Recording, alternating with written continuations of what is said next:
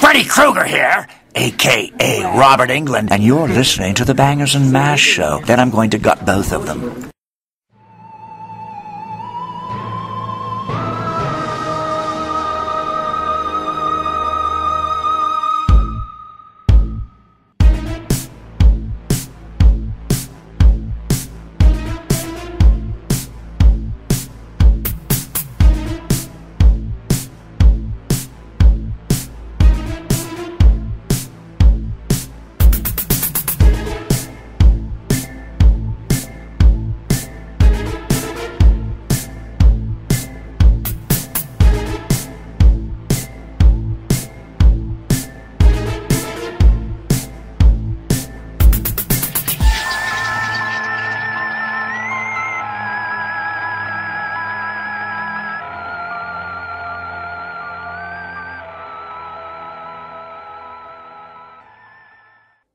So what season is it, Mr. Mash? Halloween. It's convention season. Oh, yeah, that. I think we actually failed to mention it on the last episode, which is odd, because usually we do. But today, we are headed towards Monster-Mania 29 in Baltimore, Maryland. This is our second year doing a live con report from the convention. It's our third year going together. We're in JD's brand spanking new car with his brand spanking new GPS. And it's off to a great start. Yeah. We've got a cooler full of monster cereals and a CD full of Saturday morning cartoon show theme songs. We are ready and raring to go. You want to get in the other lane. And now normally we would be eating pre-trip McDonald's breakfast, but JD didn't want to get food in his new car, which is understandable. Who is the big guest this year at Monster-Mania? I know, the guy that played Dracula in Monster Squad. Well, he is going to be there, but that's incorrect. The correct answer is Robert Englund as this year's big guest. Yeah. Now, Robert Englund does a lot of cons, but this is the first one in our area in the history that we've been going to them. We're excited about that because he is probably like the biggest living horror icon.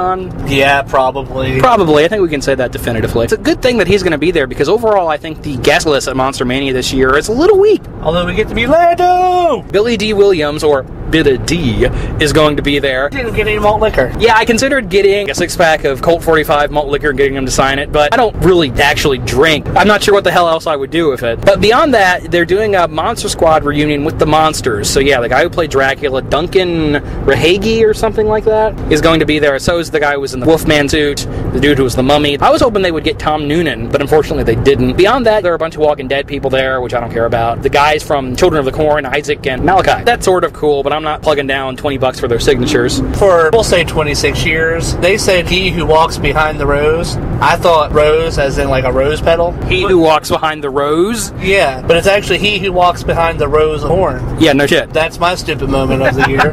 The dude who played Isaac was also Cousin It in the Addams Family movies, and that makes me more interested in meeting him than him being in Children of the Corn. But beyond that, Stephen Railsback is going to be there. And Serena Vincent, former Power Ranger and Cabin Fever starlet, is going to be there. I might get her signature because she's been in a bunch of low-budget horror movies. That's sort of neat. Yeah, but I don't know which Power Ranger she was. She was Lost Galaxy, I think. So not one of the ones people care about. Lost Galaxy.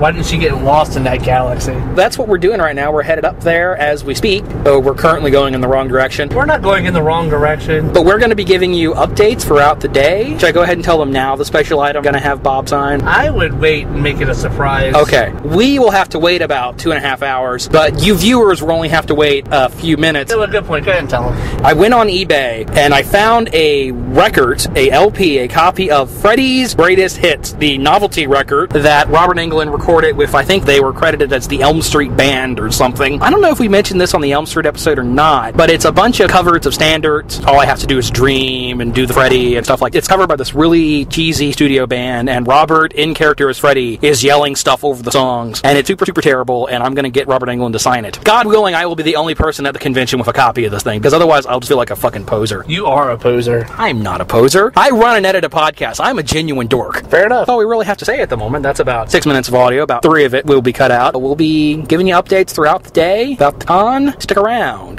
Stick around. I don't know why I said that as Arnold. Stick around. Tell him Freddy sent you.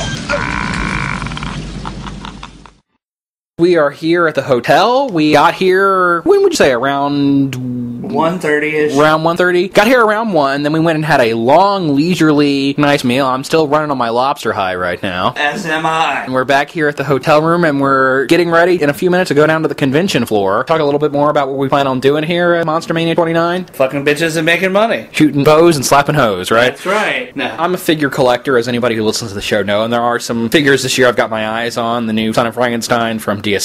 You want to look for the Godzilla figure, too. Yeah, the large-scale NECA Godzilla figure. There's a movie, I couldn't find it at Monster Bash this past summer, but I'm looking for Atragon. I'm on the lookout for Atragon. Etragon. No, not Etragon. Atragon. Etragan, the demon, is different from Atragon, the submarine movie with Manda. I'm pretty sure it's spelled the same, but okay. I'll let you have that one. Really any old-school giant monster movie. Guess we'll let you know a little later in the day how things go. We're probably going to go in line now and get in line for Robert Englund, for Bob, as I was calling him earlier. Got anything else to say, Mr. Mash? Well, I just have one question for the audience. What's that? Are you ready for Freddy? You are all my children now. Hey guys, just got back from the ER. Yeah, we've been re-gutted after Freddy had his way with us. That sounds filthy. After Freddy Gutted us, yeah. Like a fish. We get here, we get in our room, have a very nice, leisurely, relaxing lunch, and we come back to the con, and we ask the guy at the front desk, where's the line for England? And he says it's all the way over there. Very helpful. He wasn't helpful at all. Very odd. Last year, when we went to see Adam West at this convention, we were waiting inside. He was in the piano room. This year, Rob had a room to himself at the opposite of the hotel, and we were standing outside. JD said it wasn't cold, but he's lying. It was cold. The spooky goth girl in front of us agreed. First of all, she was a Satanist. How long did you think we waited outside in the cold for Robert Englund? Yeah, it wasn't cold. It was like 58 degrees. Answer the damn question. You're exaggerating. Probably close to 3 hours. Yeah, it was a long, long wait. It's the longest we've ever waited to meet a guest. It was rough. It wasn't a super fun time, I have to say. Like the first hour, I was good. The second hour, I was trying to approach the scenario with humor. Third hour, I was grouchy. We both were getting a little bit to the point where we're like, I'm over it. Yeah, you kept saying that. There was some fun stuff in line. I had my Freddy's Greatest Hits album in my hand. One person came up and said, what exactly is this thing? My exact wording was, I'm so glad you asked. He was the only one. Somebody else said something to us. I had two people comment on it. This Marilyn Manson looking dude and his girlfriend who claimed to be a Satanist, okay, sure, whatever, were in front of us, and she had the Matchbox vintage Freddy doll, which was pretty cool. Half an hour before, when we saw Rob going by and he was yelling at the crowd. Yeah, I like the shirt, bitch. Yeah, he did say that. Finally, after waiting for what felt like a very long time, we are allowed inside and we sit in our chairs. On one level, yeah, the wait sucked. But you go inside and you see that Rob was spending a lot of time with everybody who came up to his table. And we should clarify, we were waiting not because there were a bunch of people in front of us. There were 8 people in front of us. The reason we were waiting is because of the VIPs, which is something we complained about last year with Adam West. Yeah. You get screwed if you don't have a VIP. You really are forced to wait an unreasonable amount of time, and it sucks. And it's very, very frustrating indeed. You feel a little better about it knowing that Rob is taking his time with everybody who comes up to his table. It's not like Adam West, where he signs it, shoots it off to you, and you're done. After that wait, getting to sit down in the chair felt awesome. So we get up to the table, and we have Rob sign my album. And I was mistaken. I was under the false assumption that this ridiculous thing must have been done during the peak of what I have chosen to call Freddy Mania, when the character was so popular that if he slaps his name and his face on anything, people would buy it. But Robert corrected me by saying, no, this was around Elm Street 5. This was near the end. It wasn't successful at the time. They tried to sell it as a comedy album for kids, and it wasn't well received. I indeed learned something. Yeah, that was weird. The question I wanted to ask him is, what is the weird example of Freddy Mania? Was it being on MTV? Was it rapping with the Fat Boys? He said what the weirdest thing was, is he got to play Freddy in a Thanksgiving Day parade.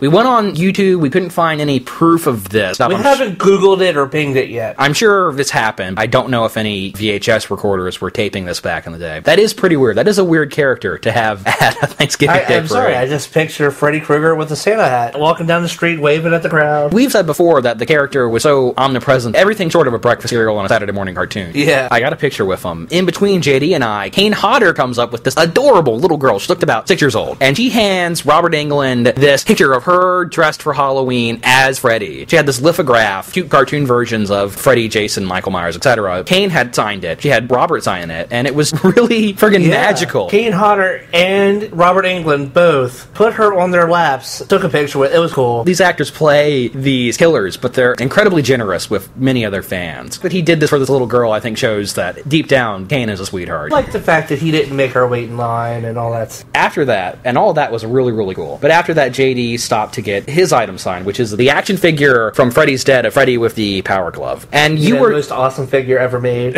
And you were going to walk off, and he said, oh, wait, I haven't signed it. He signed to JD Freddy, but he hadn't put Robert Englund on it yet. Tell him why. I almost walked off without getting a sign. Okay, I sheepishly mentioned, Mr. Englund, we have a podcast. Is it cool if we get a blurb? He was signing a bunch of extra items. People would come up and have DVDs and gloves. He signed a lot of gloves. He wasn't charging extra for those. So I thought, this is our shot. He says, all right, this is all you're going to get out of me. And it is the clip you heard at the top of the show. The most amazing thing ever. And JD and I have gone back and re-listened to it several times. It makes us giddy. We're starstruck. We had Freddy on tape talking to us. He's opening for the Bangers and Mash show. My mind is blown right now. I guess that makes us super dorks, but it is super exciting. Maintain that just stepped up our professional level. I agree. The production values of the show have gone a slot. Because we have a real celebrity opening for the show. Should we tell the listeners what the cost was, though?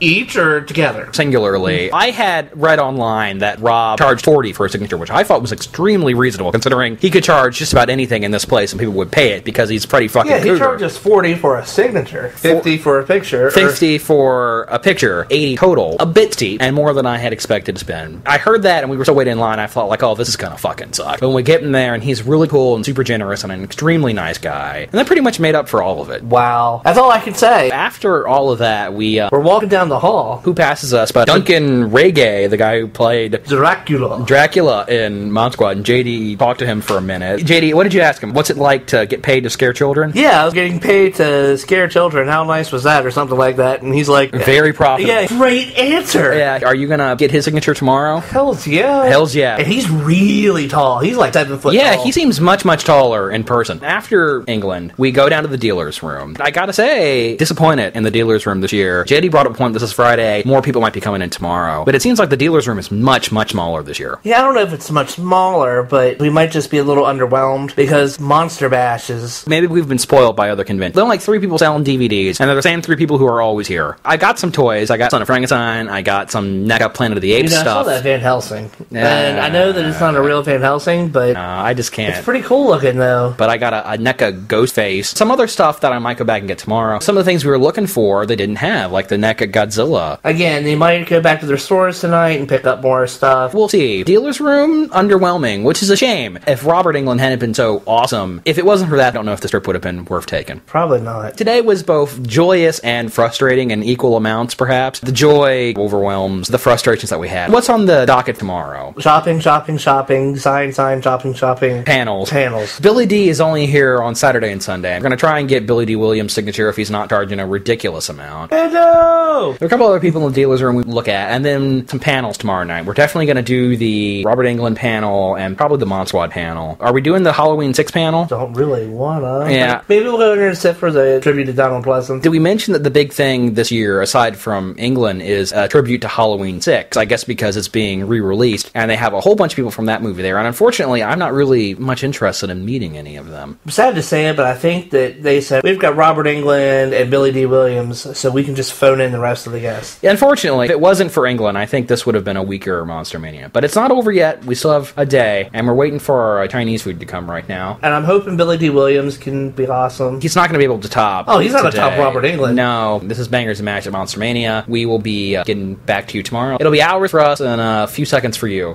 Adios, mi amigos. Yeah, for now. There are 2 rules to remember if you want to have a good time. Rule number 1, never run out of Colt 45. Rule number 2, never forget rule number 1. After last night, which was certainly an experience, both good and bad, I think, today we started our day by waking up in our hotel room. What did we have for breakfast, Mr. Mash? Count Chocula. Becoming something of a tradition unto itself, having the monster cereals while we're on vacation. And we're on vacation has become our catchphrase for this weekend. Kind of like YOLO. Anytime we would do something that we normally wouldn't do, our excuse is we're on vacation. We can do it. I just killed this guy the other day. I'm on vacation. After we had our breakfast, we came down. It was 9:45, and the dealer's room didn't open till 10, so they didn't let us in. Bastards. That's bullshit. It's 5 minutes, man. We did a little bit of shopping. I got something from the VHS Preservation Society, which has become a tradition of mine. I always like to stop there. I got a movie called Link, which is a killer orangutan movie I've been looking for a while. Still no Atragon. Nobody has any Toho stuff. I got the 18-inch Adam West Batman. Yes, you did. That's something you've been eyeing for a while. Guy was selling the McFarlane Movie Maniacs King Kong box set. Something I've been wanting for a long time, and it usually goes for like $100 because it is an older item now. But this guy was selling it for $40, so I grabbed that thing, man. It's mine. Couldn't find a large-scale Godzilla. Was able to find all the Planet of the Apes figures I wanted, except for the Gorilla Foot Soldier. Well, we got the posters. Local artist here who was selling this artwork she makes, these prints. They are superheroes and horror and comics and stuff done in 1940s propaganda style. And I got Aquaman, as anybody who listens to the show knows by now, Aquaman's my favorite superhero. And JD, what did you get? You got Doctor Strange? I got Doctor Strange. Darth Vader. No, I didn't get Darth Vader. I got Okay. Doctor Strange, Batman, and then the Looney Tunes Justice League. Yeah, the Looney Tunes as the Justice League. We got some lunch. We came back. Billy D. Williams, not there. He was at lunch. So we went downstairs and I got Serena Vincent's signature. And she is one of those modern-day Scream Queens. A mutual friend of ours, Rob, the co-host on our Sleepaway Camp episode, happens to be a big Power Rangers aficionado. We talked to her a little bit. She was nice. Yeah, she was. She was very nice. He didn't really know who she was. It's been a while since you've seen Captain Fever. And I said, you know, she was the naked girl and not another teen movie. Oh, yeah. You remember that. I got to talk to Dracula. Duncan No Rehageyer. one cares about that. They just care that he's Dracula and Monster Squad. He was cool. He talked about how calling the little girl bitch bumped him up to a PG-13 from a PG. Billy D still wasn't at his booth, and they said he'd went to lunch. All right, well, we're not going to wait for him to get So back. we decided to leave the con and go somewhere else. Explore the local mall, because we read last night on the internet that there was a KB Toys nearby. I don't know if our overseas listeners, they have KB over there, but it was a really cool toy store that was around for most of the 90s. And the cool thing about KB is they never took anything off the shelf. The clearance price would keep getting lower and lower and lower, but they never took anything off the shelf. The chain went bankrupt a few years ago, and unfortunately we couldn't find the KB, so I guess the information on the internet was out of date. They said they had a Toys R Us there in the mall, but it was a Toys R Us Express. But JD did get one really cool thing while he was there. Which was the die-cast metal Dragon Zord, the Legacy Edition. That's like the second Power Ranger related thing we've done today, isn't it? Yeah, the Mighty Morphin Power Ranger series has always been a guilty pleasure of mine. We have that nostalgic connection to it. We did a whole episode about Ninja Turtles. We're shameless, okay? But the Dragon Zord is really friggin' cool. Yes, it is. Saturdays are always busier. We noted yesterday how the dealer's room seemed a little weak, and today it filled up. Yeah. The guy's selling these really fantastic prop replicas of Freddy gloves and the Phantasm orbs were the really cool ones. Yes. But something he had that I thought was really cool, and that guy was selling replicas of the Reanimator syringe, have the green gel in them, and you shine a light on them and they glow. And the fact that he makes them by hand is amazing. Yeah, he was a real cool guy. There was a lot of cosplay here today, and there was a lot of people half-assing the Freddy thing. There were people in sweaters, hats, gloves, and there were a couple of Jasons. The three cosplayers in particular really caught everybody's attention. They were cosplaying as Part 2 Leatherface, Part 8 Jason, and then Michael Myers. Lots of people wanted their pictures. We got a picture of JD being killed by Leatherface and Jason. Cool about the Jason is the attention to detail that he played. They put a lot of work into their outfits. This was not easy half-ass cosplay. Woman cosplaying as Ash from Evil Dead, that was fun. It was a mother and her son, and they were both Jason, so it was a little baby Jason. That was adorable. Lots of Sheriff Grimes. We mentioned there was Walking Dead cast members here. You can tell that a lot of people are here just for the Walking Dead people. Right. One of the cool ones, I thought she was Laura Palmer from Twin Peaks, so she was in a prom gown, and she had plastic wrapped around her, but she was Tina from Nightmare on Elm Street. Yeah, I saw her, and I was instantly like, well, that's Tina. You're not a Twin Peaks guy. Somebody was cosplaying as Edgar Allan Poe. And he did it really cleverly. He had a raven in one hand, he had a heart in his pocket. Yeah, if you're someone that's not familiar with Edgar Allan Poe, you wouldn't get it at all. Doesn't everybody read The Raven in the Telltale Heart elementary school? Who pays attention? Okay, whatever. We get in line for Billy Dean. This nice couple were behind us. Finally did go in and meet Billy Dean. Luckily, he was only asking for $40 for a signature, which is still more than average, but it's not a ridiculous amount. Come on, guys, it's Lando. Yeah, it's Lando! He didn't have a lot to say. He was pretty quiet. Photo was included. He didn't shake hands. He would ask for the fist bump instead, which is fine. I got the fist bump Lando. That's awesome. We're about to go and get some dinner. There are two panels we want to see this evening. The Monster Squad reunion at 6, and then the big Robert Englund Q&A at 9, and obviously we are going to both of those. Last year I recorded the panels, and nobody got pissed off. I'm going to try again this year. We'll record us bitching at the people driving on this god-awful Baltimore interstate on our way home. You will hear from us again, and you'll probably hear some panels, maybe. Kick him in the north! Kick him in the north! He doesn't have north! Go it! Go it! Wolfman's got north! I was explaining, I came to you guys before we started and said, I want to pronounce your names right. I tried my best. It was Duncan. Right? It's actually just Doug. Oh, you told me it was. He says like this elaborate thing, so I'm like, I want to just pronounce it just right. So you got me on that. All right, so let's open it up. Usually we'll try and open it up with a question. First of all, how you guys enjoying Monster-Mania? Yeah. Woo. Good. Woo. You guys having a good time? Woo. Excellent. Woo. There's the cat call. I love it. Does anybody have a question to start us off? All right. Typically this happens. Last year, or maybe a year and a half ago, we had some of the other cast here. And if you guys can just share any fond memories before we get into everything else about what Monster Squad means to you. Paycheck. Bigger paycheck. And I'm not getting one. Just kidding. Okay. I had to break the ice, I'm sorry. So, yeah, I mean, what we all had a great time. We went with the children. It was, I guess, it's a long time ago. We all had a good time. Lots of stories. But we'd like to hear from you. Yes. Is that your questions? There are so many. Wait for somebody else to go first. Carl, did that little kid really kick you to the ground? Aww. Well, actually, it was the actor Brent. He had a double that worked for him, and it was actually a stunt double. And he actually did, and yes, and we worked it and rehearsed it, and I encouraged him very much to really kick as hard as he could, and he did, and it really hurt. And I wished I had encouraged him. Go ahead.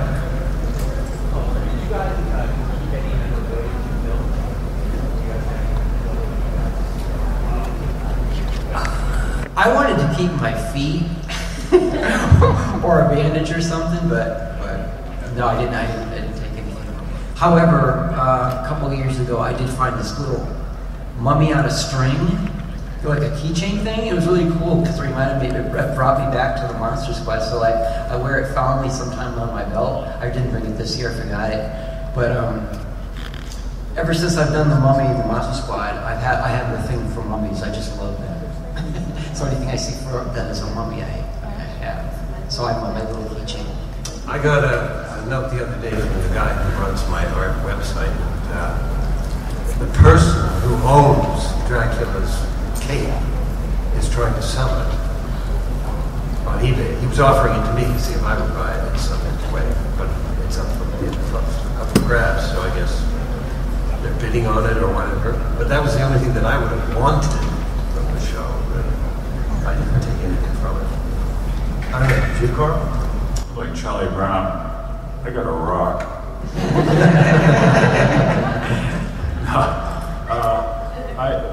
I had a lot of stuff that I saved, but I mean, it wasn't directly from the film.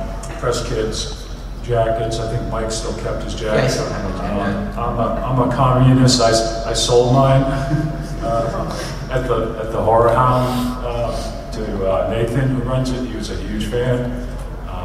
I had it so many years, and I sold it. I just, I don't like stuff, so I'm trying to keep stuff out of my life. But I have some little stuff left, little memorabilia stuff.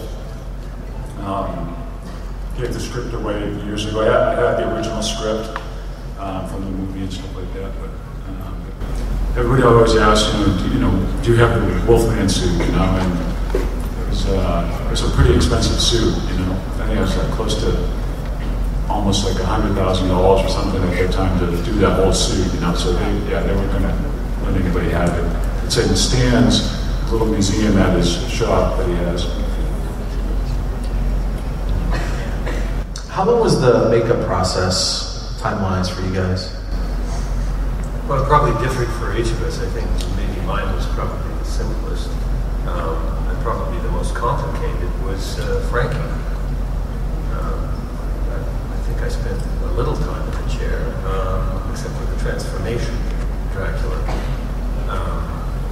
into the bat figure. That took some time. And we had to do body casts for that sort of thing, which took some time.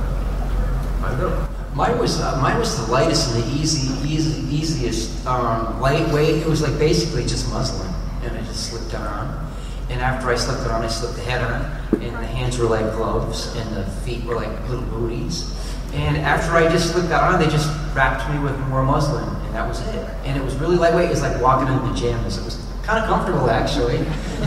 And I wasn't all bound up. It was like I had a lot of movement, so I could do some, you know. So, because people say, "Oh, was it really tight?" And no, it was really loose, and it's really, really comfortable and lightweight. And I actually had probably the easiest one of all. I had no makeup whatsoever. It was all just suits, helmet, everything just was basically just put on.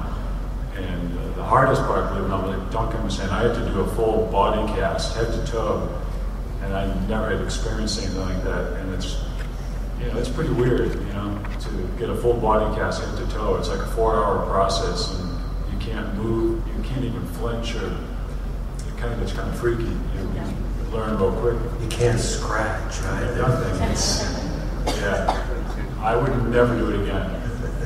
Yeah, it is pretty scary for the first time you do a head and body cast, because it's like if you have claustrophobia, it's great. It's like, my head is completely encased and everything. It's like, can you breathe? And it's like, yeah. And it's like you have the little straw, whatever, and everything. And they start telling me the story. Yeah, this woman one time, she freaked out and she started smashing her head against the wall, whatever, trying to break out of it. It's like, please don't tell me that right now. I'm trying to relax.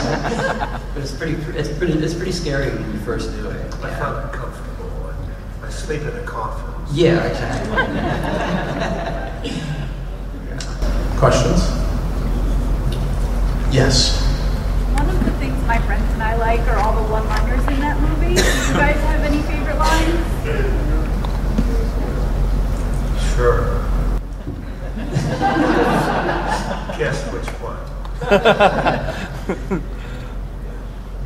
Hey. Did you really say that to the little kid, or was that changed? Yeah, slightly? sure. It didn't just sound like I was saying it. I actually said it. I think I wrote it too.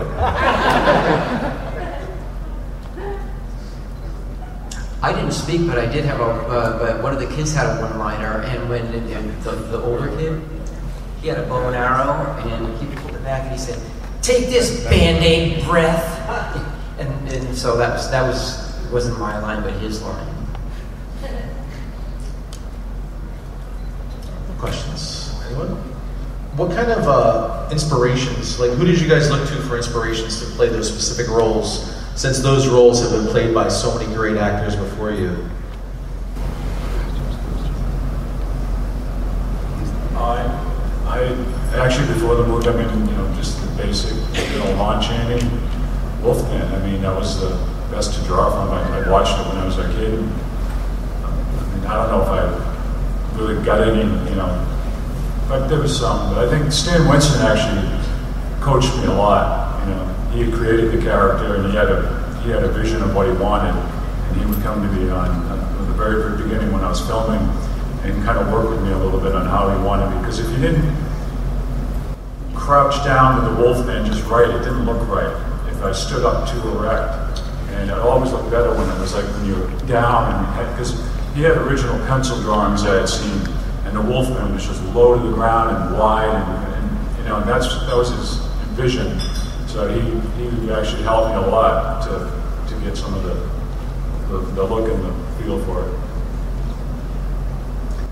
For my own part, of course, I was really familiar with Christopher Lee's Dracula and Bela Lugosi and several others. My favorite, of course, is Nosferatu, which was brilliant and original, and it was done without words. But in terms of influence, I was really looking for something that wasn't like what went before, and trying to bring out the evil human aspects of Dracula. He is an immortal being, but to drag the worst of what we are as humans into that character probably creates a much more evil character than just a plain monster.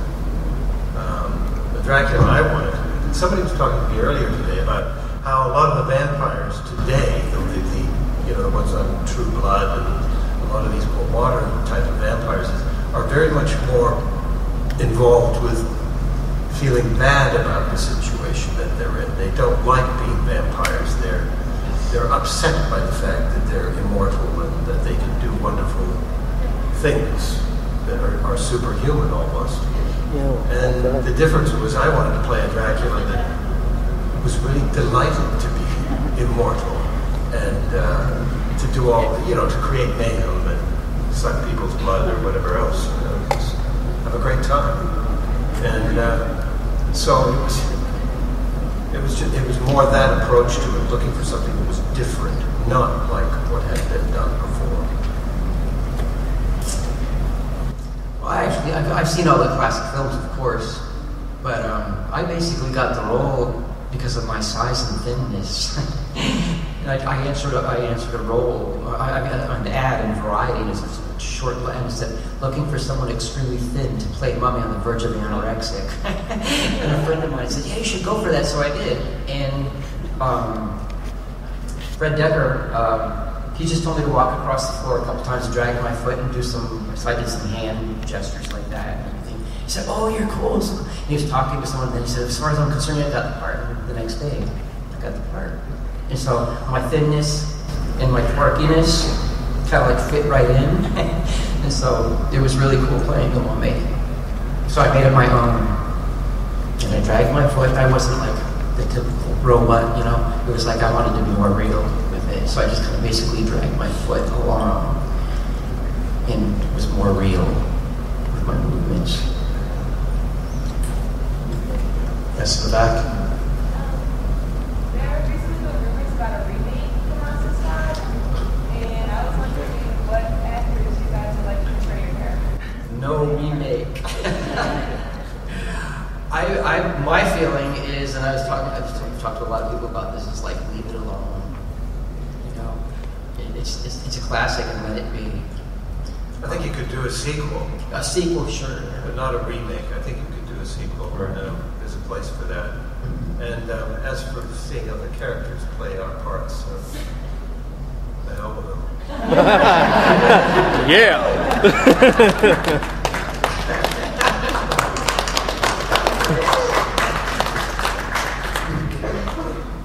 Yes.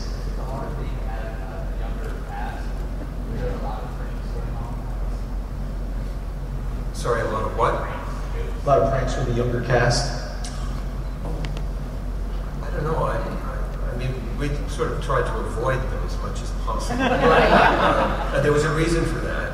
I mean, we wanted to create a mystique to the creatures and keep them, the kids fearful of Dracula and Mummy and all of these. And then of course you can let loose with the humor as well. But the kids were genuinely frightened of us. That's for sure. Yeah, and it worked. Yeah. The kids were great to work with, and the thing was, not to try and scare them. It's like we let them be and everything. Michael Faustino, the little boy, for some reason he attached himself to me immediately, and he was like, hold my hand. He's like, are you okay? And while they eat, he was like real protective of me. Now, on the other hand, Ashley, there's a scene where I had to go like this to her in the Jeep, and she started crying really bad. And she said, I'm scared, I don't want to look at him, I'm so scared. And so Fred said, let her calm down a little bit and everything, because she doesn't want to look at you right now, because she's like really frightened of you.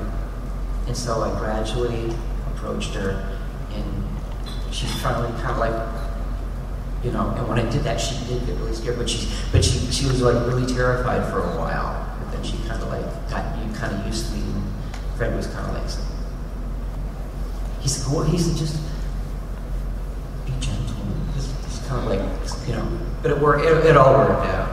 But yeah, that's the thing was we didn't want to try to scare the kids in any way.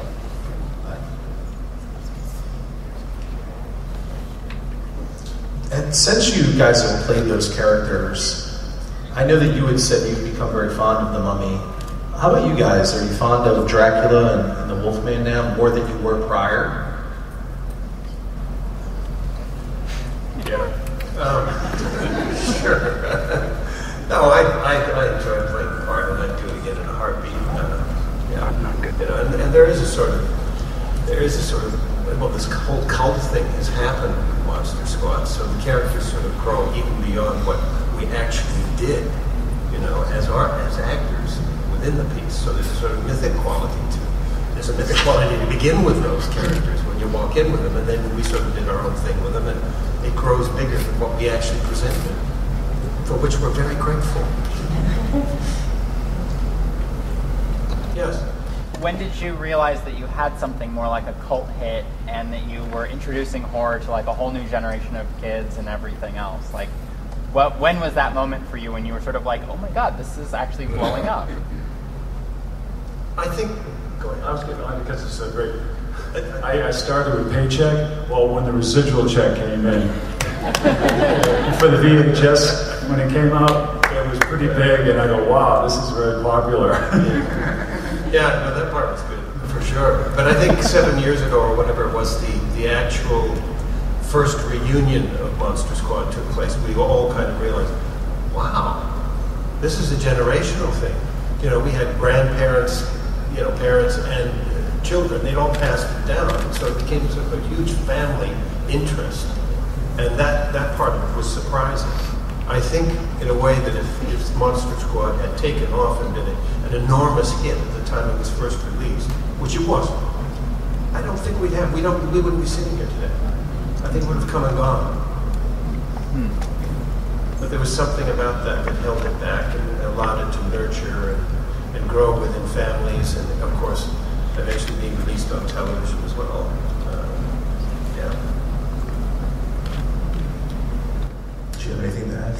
I just wanted to say, I love the comments when the little kids come up to us and that was you, and it's kind of like their father or mother. It's like they saw it when they were little kids, and it's now a new generational thing and everything, and their kids now are watching it, and it's just it's great to talk to them about it, and it's great to share the excitement of the parents because they said, yes, I saw this when I was my daughter's or son's age, and they're watching it now, and it's kind of cool. I think it's also because of video rentals at the time kept it always on rental. So nowadays things are much different. Yeah. Any other questions? Yes. For Carl, did you ever meet with John Kreese at all, direct filming, with a human counterpart to the Wolfman? Did I work with him? Did you ever meet him and talk about the character at all? Or? We had a couple scenes together. One was a phone booth scene where he starts the scene off and I finish it. And the second scene was when I was shot and he dies. I mean, when he says thank you and he dies, and we shot that the same night. But I didn't have a lot of interaction with John. All right, I'll ask another question. Let's see. What was your opinions, like how well trained and how well acted were the kids that were in the main cast at the time when you guys were trying to work with them? Because I know that dealing with kids sometimes on set can be difficult. Plus you have to work around the amount of hours that they work and everything else. You guys have any stories about that? You know, part of what was charming about those kids is that none of them had any real experience, so they could just be kids. Right. And they were, well guided in what they were supposed to do technically, so they could just be kids and really get into the spirit of actually going after the monsters. It's different today because many of the kids want to be the monsters. So this is unusual. This picture is unusual. And I think it would still fly today to create something where the kids go after the monsters. I think it would work. Anything else? Yes. Question for Michael. Any memories from the set of Batman and Robin? Pardon me? Any memories from Batman and Robin?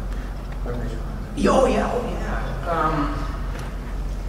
It was really cool when at the beginning of the film they lifted me up and these two guys lifted me up and it was great, like being lifted up and just like thrown on the table and injected with poison and screaming. I love to scream. And it was great because the guy who I transformed to Bane, he actually died about a year after the film. But this guy was huge, and we took a picture. Hey, take a picture with me. And it's like, I'm this little tiny thing next to this huge guy. And it was like really cool, and everyone was great to work with, and it was pretty cool to work with. Everyone was really neat. What got you guys into acting? I'll ask that. There's always actors that are interested in what paths people took. Are you guys involved with theater or just kind of fall into it? Sometimes people just fall into acting.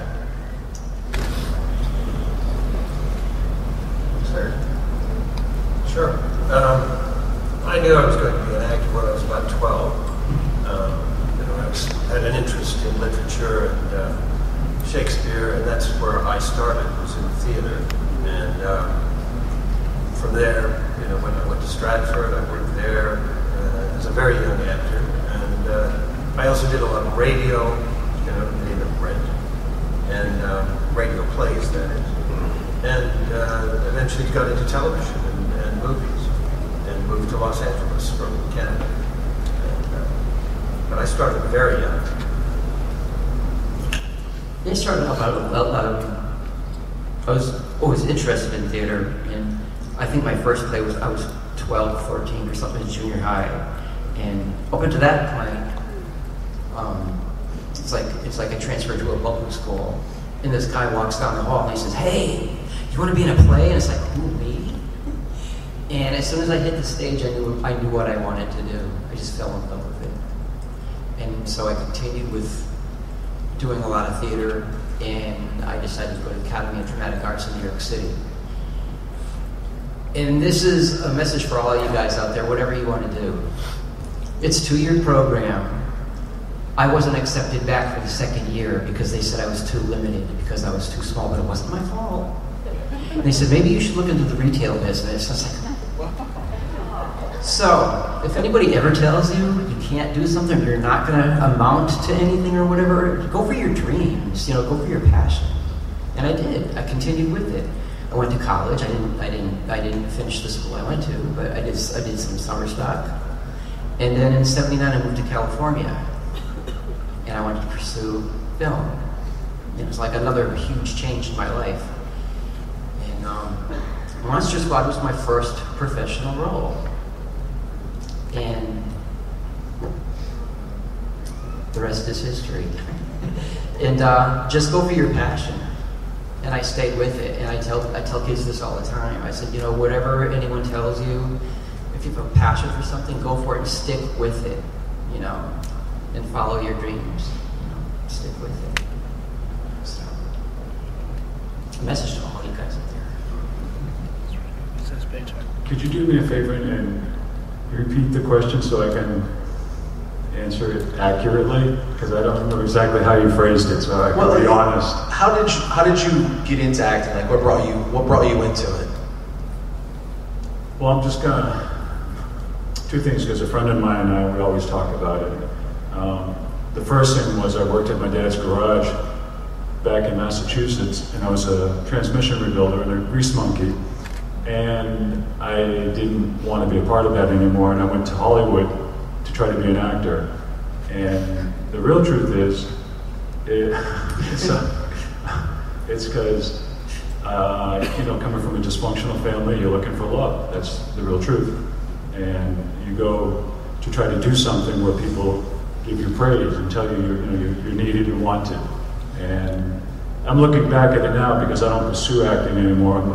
I'm an aspiring filmmaker, but I can reflect back to why I did what I did, and that's the real truth. I mean, I wanted to be accepted.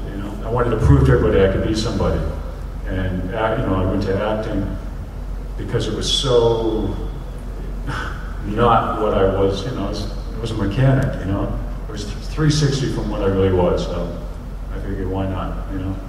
Now that you're a filmmaker, what do you find more refreshing, like more gratifying? Do you find that because I talked to you earlier about your film, do you find that writing and producing and directing, that's where you really are meant to be, or do you kind of miss being in front of the camera? Yeah, I don't miss at all. I mean, I was never comfortable in front of a camera.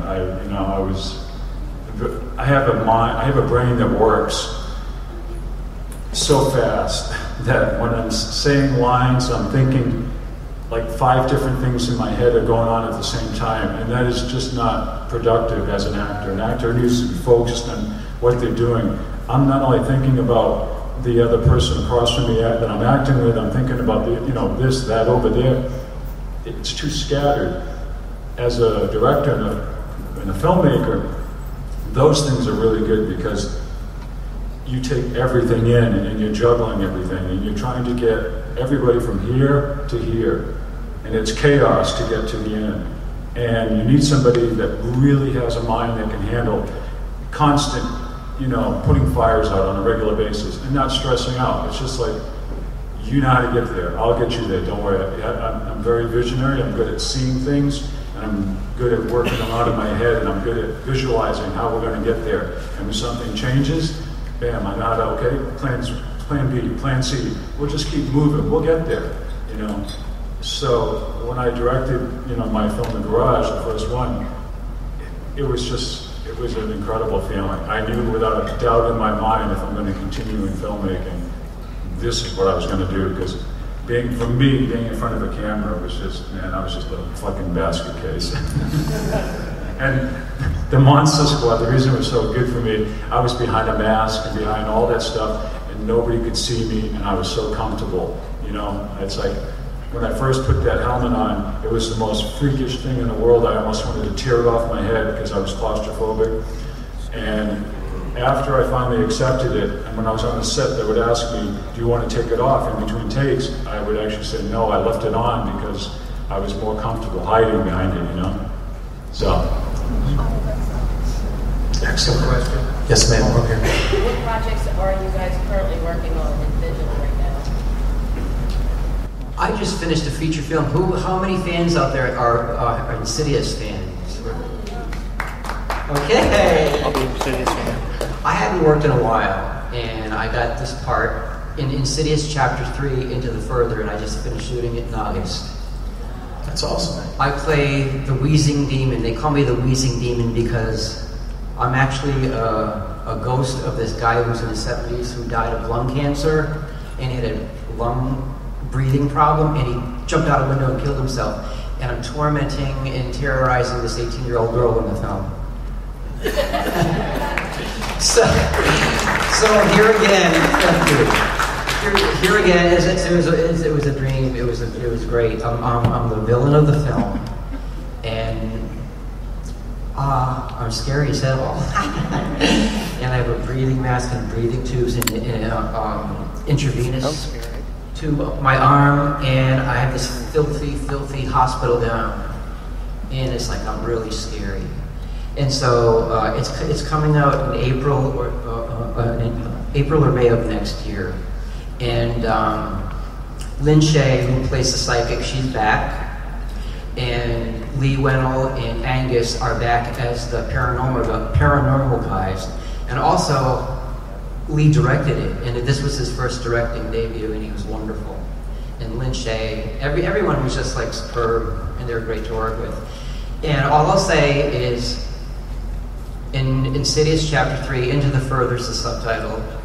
It doesn't follow the same family as in the first two. It's a new story, and it focuses on the 18-year-old girl.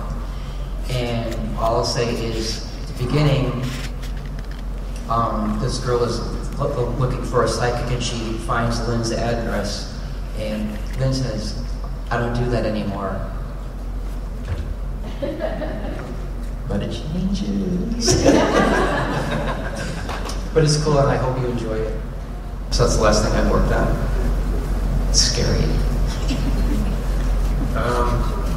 I'm working on several different projects right now. One with a director named, an award-winning director named John Solona, and we're putting together a pilot called Come Sweet Earth.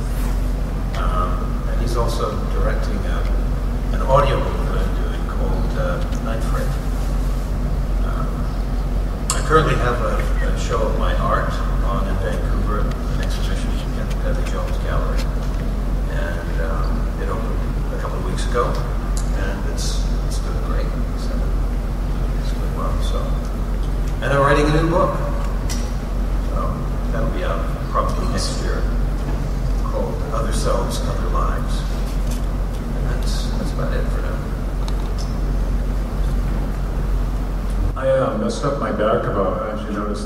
I mean, a couple of years ago, I moved to St. Augustine, Florida.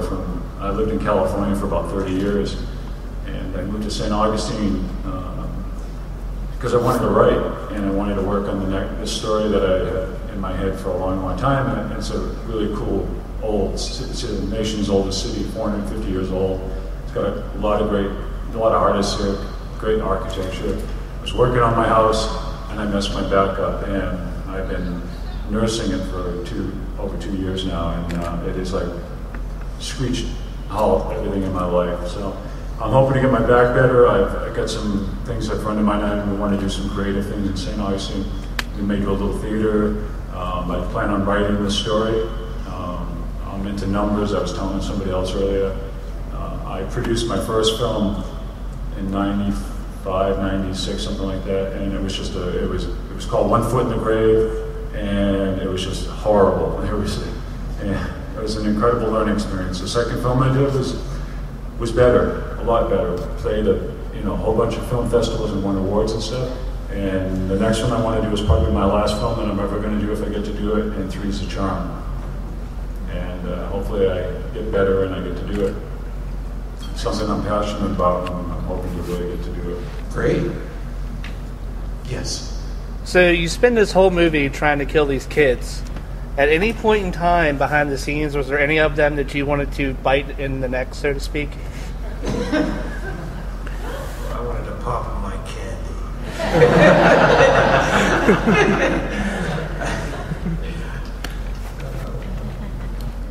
They were just great to work with. They were kids, and they were wonderful to work with. Excellent. Yes, right here. Oh, great. Yeah. No, it was a lot of fun with Jane Badler and Mike Ironsides. Everybody. It was a wonderful cast. And, it was a great series. And, yeah, it was a long time ago. I saw one of the little guys over here. Yes. Did you guys have... No, right here, this little guy. Sorry, yeah. We'll come right next to you after. Okay.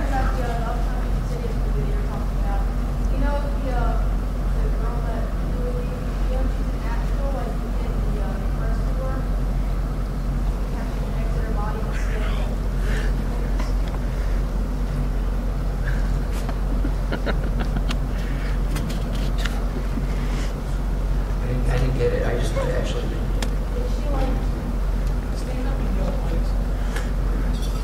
Does she have like the same type of thing going on as the kid in the first movie, where she can exit her body and see other ghosts?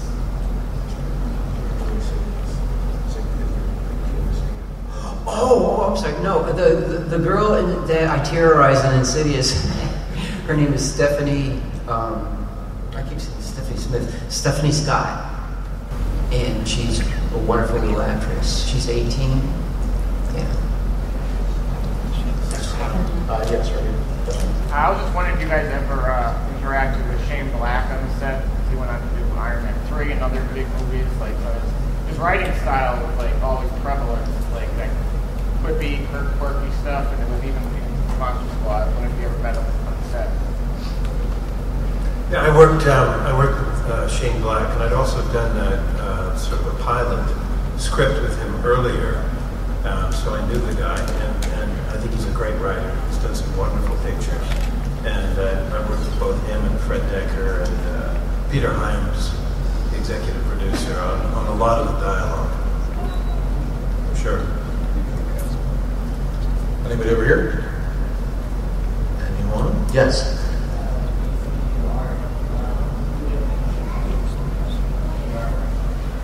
Everything influences the artist, really.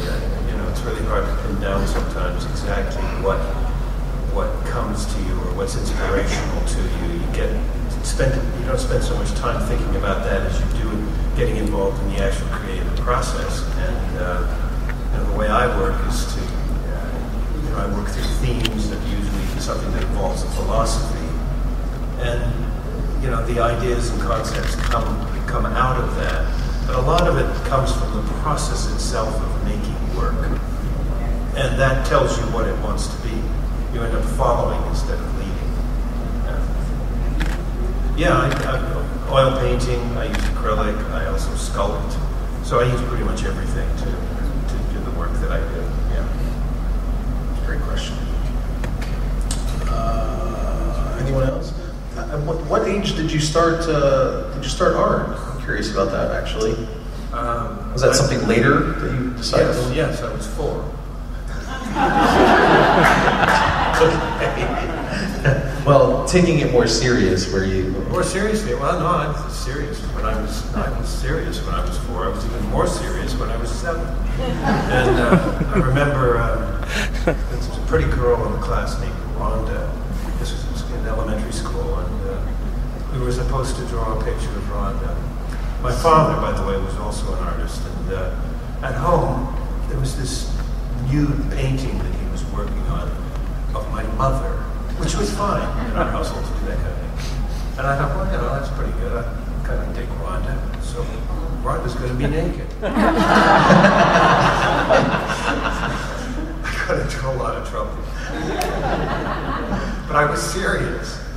Very serious. I'm assuming she wasn't flattered at the... No, Rhonda thought I was crazy. So, yes. Michael, what was it like playing Charles Manson in a Beach Boys movie? That's kind of a weird role.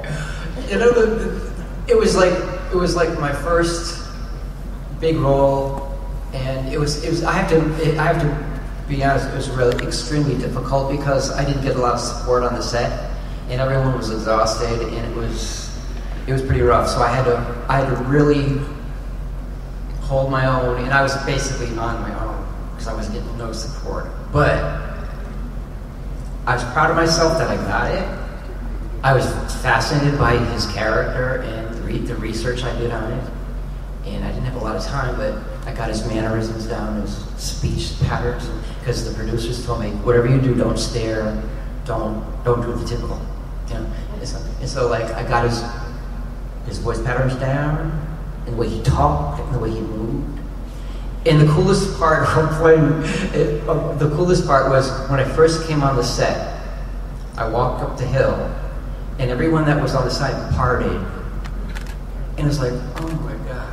And this woman that was actually a part of the crew, she said, oh my God. She literally backed up, and she said, I knew Charlie. You look just like him. And it freaked me out. And I was him when he had his bushy long hair look. And I love to play evil. Was it hard getting him out of your head after all that research? No. I got into his part, I got into the mode, and I did it. And it's Michael again. That's what you do. You just put yourself in the zone. I call it putting yourself in the zone. And I loved it. Just like Insidious, I loved it. It's like, I loved putting myself in, I was like, I'm 97 pounds. I was bigger than life, I was evil, I was mean, I tried to kill Lynch, I tried to strangle her, I'm terrorizing everybody, and like, she said, you're fucking scary. It is cool because, so everyone on the set practices, they said, my God, you're so scary and mean, but you're so nice. But it's cool to play something that's other than yourself. I love it. I love the extreme. So playing Charlie Manson was, like I say, it was a real struggle, and I had to hold my own, but it was cool when I just first entered the set and everybody just parted like, oh my God, you look just like him. It's cool. Thank you. Got time for one more question. The last question of the night. No one wants to wrap it up with a question? Okay, guys, if we can, typically we ask if the three of you can just kind of stand here on stage and people can get photos of you guys together. Would that be okay? Okay. Guys, how about a round of applause before they do that? Welcome to my nightmare. It's my pleasure to introduce the next guest. Please welcome Ronnie Blakely.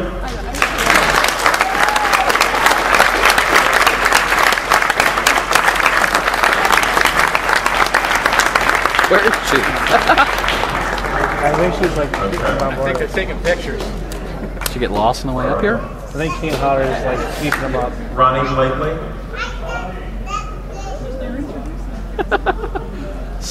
Smooth production. We'll try Okay, now let's try this again. Ronnie Blakely.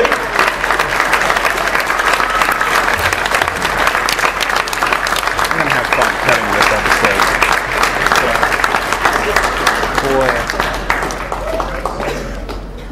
Next up, please welcome Amanda Wiss.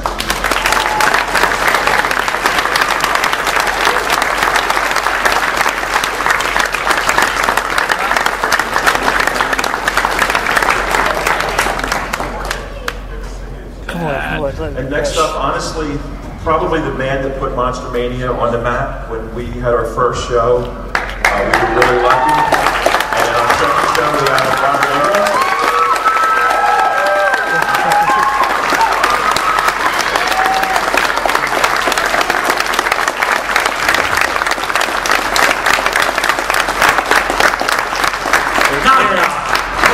Who's there? I gotta hit the bar. So we'll do like we usually do. If you have a question, just raise your hand. And wanted to welcome, wish everyone a happy 30th anniversary. I'd like to do a little parenthetical, you guys.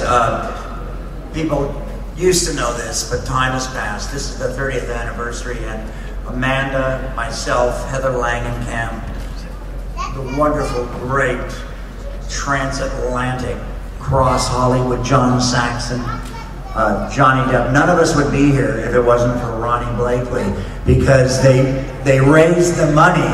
Ronnie had just done Nashville, and the great John Saxon had a wonderful longevity record in Hollywood. And without Ronnie's name and Ronnie's heat and Ronnie's juice back in 1984, the movie would not have been made. They would not have finished raising the money, and we owe an awful lot.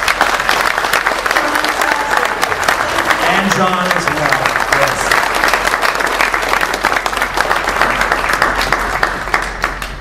Okay, who has a question? Right here. All right, Robert Englund, what is your favorite all-time murder or even dream scene that you did? Murder. Well, you know, I must say, pulling Ronnie through the door. That was interesting, and we shot that several different ways. I think in terms of just pure subliminal horrifics, dragging my lovely Tina across the floor here is the classic sequence. But to be honest, my favorite, just because it's so politically incorrect, and I'm so up to here with PC right now. I love the death of the boy with a hearing aid in part 6. Yes, you can hear a pin drop. Who else has a question? In the back there? Yes, Mr. Englund. Just want to know, how do you feel personally going from the character in V to Freddy? Well, you know, it's strange because, you know, Ronnie went from playing, you know, a great country western singer in Nashville who was damaged by an assassination attempt, and Amanda was everybody's perfect valley girl in Ridgemont High. And for me, I was so preoccupied with ego and the fact that I had a hit TV show that I wasn't really thinking about Nightmare on Elm Street that much. I think I realized years later that there was a little 14-year-old boy inside of me who had gone to his godfather's house and looked at coffee table books about the history of Hollywood. And I remember going to the silent film chapter, and there was a 2-page fold-out on Lon Chaney, the man of 1,000 faces. And I remember seeing these postage stamp size images of all the characters he played, including one where he boiled an egg and taken the placenta off the egg and put it over his eye to make it look milky and blind. And I remember that. I kind of had buried that behind all my snobism and ego of being on a hit TV show and being this classically trained actor. But I think way in the back of my mind's eye, there was a little voice going, yeah, Robert, go ahead and do Freddy. ooh, you want to hide behind all that makeup. Ooh, it's so cool. It's like it's a real fanboy fantasy that was latent in me. And I think that's probably what I used, although it was very subliminal, to kind of propel myself and say yes to Wes and do the show. Thank you. Who else had a question? Right here. Favorite one. Mr. Englund has a question. At the end of Freddy vs. Jason, you brought Jason back, but you didn't win. I think we all agree you should have won that fight hands down. How did you feel about that? Speaking of horny fanboys, you guys, as early, and I think we were all trading off on these. When the first one came out, you know, all of us were offered personal appearances and things. And one of the ones I did was they sent me up, NBC sent me up to Sacramento, beautiful Sacramento, to do the Thanksgiving goddamn Day parade. I think maybe Ronnie might have got a better parade, I don't know. She's not talking, but the thing was, I met a Hell's Angel at that parade. A Hell's Angel, 1984, November, who had a full Yakuza, Japanese mafia, body tattoo on his torso of Freddy and Jason grappling, wrestling. And so I knew right then that this was in the cosmos, you know, that this was some fanboy hard-on. Dude, like if Michael Myers and Freddy threw down, like, who do you think would win? You know, and so this was out there. I mean, this is this thing that happened as far back as the 1930s. Dude, like, who do you think would win? Frankenstein or the Wolfman? Superman or Batman? This is like 1930s fanboy stuff. So we did not exploit. This was a generated thing. And you know, who won? My eye, did I wink at the end? Right. I'm still ticking, I'm still clicking.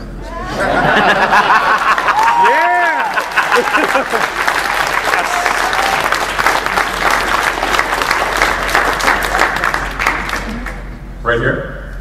Well, there's a question to the whole panel.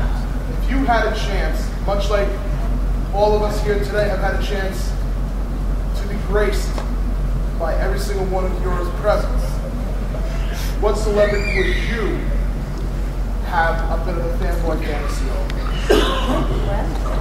Can you just repeat the last sentence? Louder. If you had a chance to meet a celebrity that you really wanted to meet, that you had a bit of a fanboy fantasy over, to each of you, who would that person be? Ronnie, your favorite Hollywood star? Amanda, your favorite? Of the horror genre? Or anybody who you would Oh, like. I might choose Garbo. I went to see her when I was a student at Juilliard at graduate school in New York. They were playing her films at the Museum of Modern Art.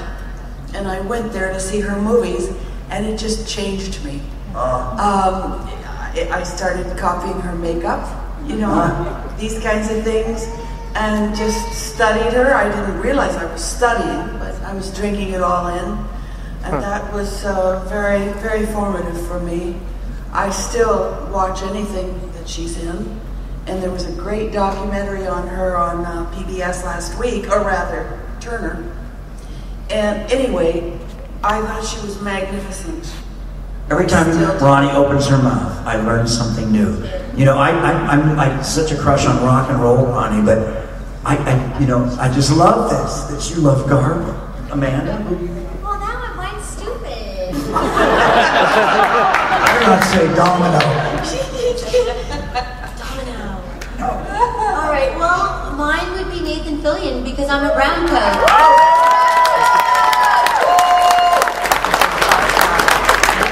So I know, right? It's not Garbo, but I love Firefly. Well, you know, I was fortunate. I got to live in a Winnebago for 8 weeks with Henry Fonda. Arguably one of the greatest cinema actors of all time. Mine was the dumbest. But, so I gotta take Henry off the list. Now, a lot of us fanboys from my generation, you know, we love Marlon Brando, and there's people we love. Montgomery Clift, James Dean, and you know, I've had the privilege later on to work with people or to meet people that knew other actors that I've always worshipped and wanted to meet. I think for me, just because I just don't know the real truth about her, I think it might be for me Katharine Hepburn. Yeah. Or Audrey Hepburn. I'll take any Hepburn I can get. I just want to say in high school, in my era, you guys are too young, but we had peachy folders, and I used to write Mrs. James Dean, Mrs. James Dean, Mrs. James Dean. She was the reason I became an actor. I got to meet Christopher Lee, and I got to, and some of those guys, so I kind of crossed them off the list. But yeah, I think it's some of the women for me. I mean, Ronnie took Garbo, so maybe for me it would be one of the Hepburn girls. That's good. Who else? In the back? All right, Robert Englund, you consider yourself like a sort of horror icon similar to what Vincent Price, Morris Karloff, and basically how you sell yourself in that nature. Who would you consider alongside of you in that sort of namely aspect? Guys, I just think of myself as a working actor. I'm so goddamn happy to have 4 movies coming out at the age of 68. I can't believe it, and it's because of you guys, and that's why I come here. I come here to pimp my movies. I do. I'll be honest with you. I come here to find out if you thought I was funny in Workaholics, but I don't think of myself, oh, I'm a horror icon in blue jeans. No, I'm a working actor, and I do all kinds of stuff besides horror, and I'm very faithful to, and I'm very appreciative of, and very respectful of the genre of horror, science fiction, and fantasy, because I know now how important those are in terms of really prying open the imagination of both fans and filmmakers. But no, guys, it's all changing all the time, and not everybody, look at everybody thinks Wes Craven is a horror director. Not everybody in the genre limits themselves to that parenthetical of what they want to be. I'm just a working actor. If you want to call me anything, call me a veteran character actor. That's the greatest praise you can give me. But there's some really interesting people out there doing some special work, character actors that I love. And if you want me to mention their names, I can talk about people like Brian Cox, the original Hannibal Lecter. Check his shit out. Check out Long Island Expressway if you're man enough. Check him out on stage. Check out, there's some really great stuff being done by Eva Green right now on Penny Dreadful. Oh my God. Oh my God. Check out the Seance episode. Check that out if you want to see some rock and roll acting. Those are the kind of people that I look to and really respect right now in the genre. I'd like to just add something because Robert is so modest, and to say these things may all be true, but it is a fact that he is the son of rocket scientists. It's true. It is true. We don't just think he's smart. He is smart. He's crazy smart. And he uses that energy. He's crazy. And I've seen him give it to everybody here. No matter how long the line, he takes the time. He puts out that energy. And that energy isn't just without cost. It requires fuel to burn that hot. So white wine. So when he is kind enough to give me a credit to say that I helped to start off the franchise, I really appreciate that. But I don't think anybody, thanks Amanda, but I don't think anybody can deny what Robert has personally meant to take a $1.8 million or $2 million movie and turn it into $1 billion. Truly. The producer of the movie became a board member of Time Warner. I mean, it built from a nothing, a small movie with a great script and a great director and a great cast. And Robert is the constant that has kept it going. And I think that brings everybody here, which is wonderful for all of us. It is for me, and I know it is for Amanda, and it's just great for us all to be But together. but if you guys trust me, Ronnie, if you guys believe that, then you must trust me when I tell you, you need to, all of you, because we have this wonderful internet now, and we can pursue and look up and discover and find the old and the new, and to find Ronnie's music, and to find Amanda's TV movies that were the ATV movies of their generation, and to discover some of my stuff that you may not know about. You know, I'm water skiing with Sally Field, and I'm in a fight scene with Jeff Bridges, and I'm in a fight scene with Arnold Schwarzenegger. And, you know, we all have great stuff out there in the cosmos. But the thing about Ronnie is, you know, Amanda and I are, you know, we're hanging onto the cliff called Hollywood, and we get up over the top a lot. Amanda gets to go back on Monday and star in a new movie. But we also have valleys in our careers. Ronnie, though, of the three of us, this Ronnie Blakely broad sitting down here is the true artist. I mean, if you guys knew the affiliations and the lovers and the friends and the musicians and the actors that she's been through. My lips are sealed. Yeah, it's like, you guys, it's like the last quarter of the 20th century written in red.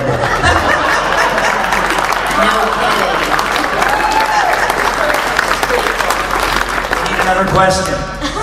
Rob, I have a question. What new projects are you working on now that we'll be seeing soon? I'm just going to pimp two things, you guys, because they're real genre.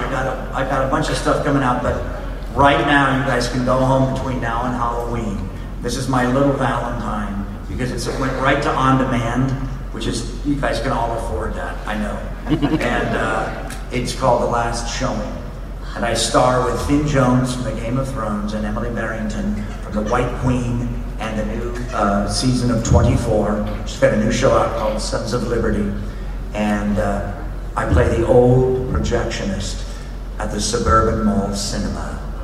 And I've been laid off and forced to work showing popcorn in a pathetic little paper hat and a day-glow vest. And I have my revenge when I volunteer for the midnight movie shift. Check it out, The Last Show.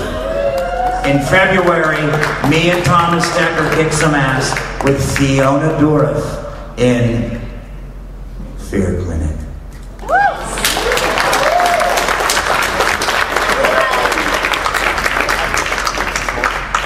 Amanda goes to work on Monday on what? The Id. And then next year, I'm going to work on The Survivors, which is an action movie with only horror actresses.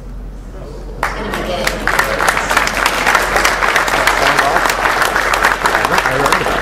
We got an album called Songs and Words of Love, and it should be ready for Christmas if you want to tune it up on iTunes or something. And I have a movie called Of One Blood. It's not a horror movie, it's a tiny movie, it's a tragedy. But that's about all I can say about it. I think I'll be putting it out online, but I can't say too much more about it.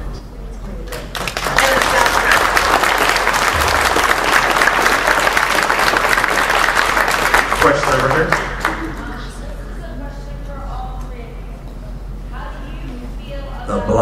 The bride wore black. How do you feel about how Freddy Krueger's portrayed now? More of a child molester? Can I go first? Yeah, go. I haven't seen it because I think the actor that played the part is a genius actor, but I'm a Robert Englund girl.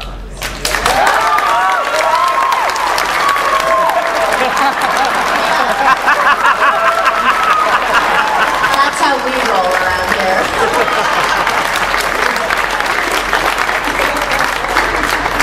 Guys, here's the problem.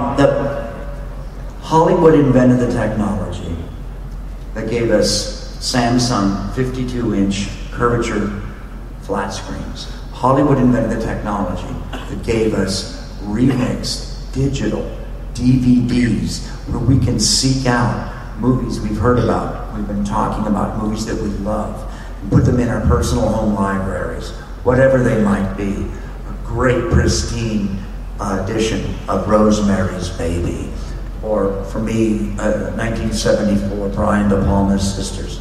So, when they rebooted all of our movies, including the one that the three of us star in, all beautifully and remixed and remastered and cleaned up on Blu-ray, DVD, digitally remastered. When a 12-year-old boy is told by his father on Friday night, the divorced dad that gets him on the weekends and brings in some cold pizza, and he's allowed to invite a couple of friends over for a sleepover, and they go into Dad's man cave, and on the 50-inch curved flat screen, they get to watch Nightmare on Elm Street Part 7, or Nightmare on Elm Street Part 1, or a double bill of 3 and 4. That perfect. It's better than it was on video when you saw it. It's not a better experience, but it looks great, and it's right for the new generation. So Ronnie and Amanda and myself, we have a new generation of fans because of it, just like many other great films made in the last 20 years are getting new fans all the time. So when we make those movies prematurely, it's a question of bad timing. There's nothing wrong with Connie Britton playing Ronnie's role. There's nothing wrong with Jackie Earle Haley playing my role. The girl that played Amanda was far too old. But she was terrible. She was far too old. There's nothing wrong with Rooney Mara playing Heather's role. There's some wonderful actors in that. Clancy Brown. I love these actors. Great actors. The problem is they made that movie too soon because the audience they wanted to force it on had probably just seen a beautifully digitally remastered Blu-ray edition of Nightmare on Elm Street Part 3 where Patricia Arquette gets eaten by the big Freddy penis. And how do you top that? I mean, I feel like that sums it up. Robert, did you ever get to read the Peter Jackson script? No, I didn't know about that till Heather's movie, Never Sleep Again. I had no idea about that. I knew about the Brian Hagelin script because he wrote a movie I directed called 976 Evil, and I knew about the gentleman Frank Darabont who did Shawshank Redemption, did 3 or 4. So I knew about those guys. In fact, Frank was the shyest guy at a New Line party that Ronnie or Amanda and I ever stood in a circle with talking. But I had no idea about the Peter Jackson thing. This is why Heather's documentary, Never Sleep Again, is so amazing. You know, my wife, Nancy, how perverted am I? I married a Nancy. My wife Nancy, and I sat down, you know, with a glass of wine to watch 1 hour of the goddamn thing. We watched 4 hours non-stop. We couldn't get enough of it because it's home movies, it's found footage, it's backstage shit. It's great. I mean, there's all sorts of really interesting stuff. You know, so I think I think that question really, my answer is just see Never Sleep Again, the documentary, you know, about the making of all the films. It's really worth it. I had to put a lot of work into that, but I had no idea. In the back wall? Yeah, this is a comment and a question for Amanda. The comment is kind of embarrassing. Nobody ever asked me questions. Wait, what? So excited. Wait, I'm totally listening. Okay, well, the comment is kind of embarrassing, but I think you're even hotter now than you were in the 80s.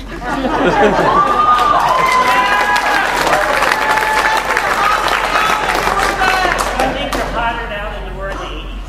Oh my gosh! Do you wear glasses? Thank you. Next question. One of my favorite 80s movies is Better Off Dead.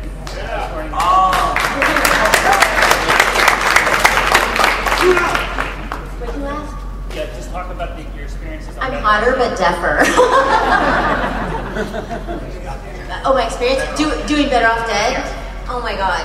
First of all, we filmed up in Snowbird, Utah. There was 4 young people set loose on a ski slope in a condominium complex. We were the only people there. We had so much fun. All we did was laugh and ski. And Savage Steve Holland, who directed it, is a genius, and he's hilarious. And oh my God, we had so much fun. We just, everybody was very committed to their characters, and I, of course, was like the bitchy, snotty girl, but we all coalesced and had the best time, and oh my gosh, it was really one of the most fun times I've ever had filming something. It was crazy, off the hook, funny, and we couldn't keep a straight face. Like half of the takes, so much of the footage was unusable because we were laughing so hard through the whole thing. Because that movie is just one-liners through the whole thing that are so funny. And I mean, I got to work with John Cusack, come on, he's amazing, and Curtis Armstrong is one of the funniest humans on the planet, and Diane Franklin is just hilariously sweet, and Kim Darby, I mean, she's just exquisite. It was really... Parenthetical, Kim Darby and Scott Wilson in the Grissom Gang. That's right? No, but right? I mean, it was this mix of young enthusiasm and iconic brilliance, and it was just a perfect storm of a really good time that turned out that people that enjoy the movie can sense how much fun we had making it, I think. Ronnie, did you work with Curtis Armstrong? No. By the way,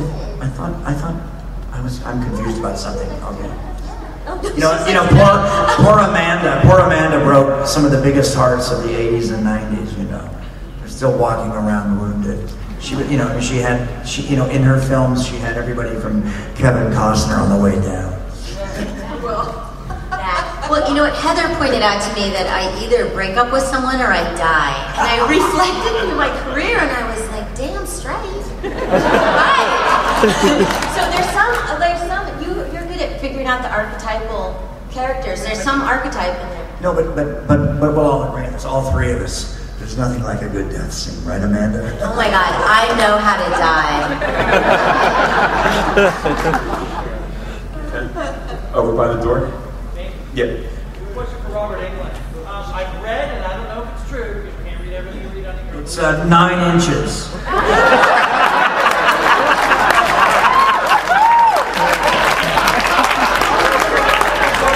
Kane, is that true? Kane, is that true? You gotta start again, because I gotta laugh. They wanted you, I heard they wanted you for the role of Han Solo. No. Here's the story. You guys, this internet, it's like it's making me bleed out my butt. But you would have been a great Han Solo. No. They wanted Tom Selleck for Han Solo. He turned it down. Gee, Tom.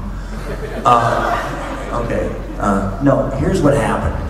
I drove over the hill in my beat-up Datsun 2000 for an interview for Apocalypse Now. Now, I'm a surfer. I was up for the surfer.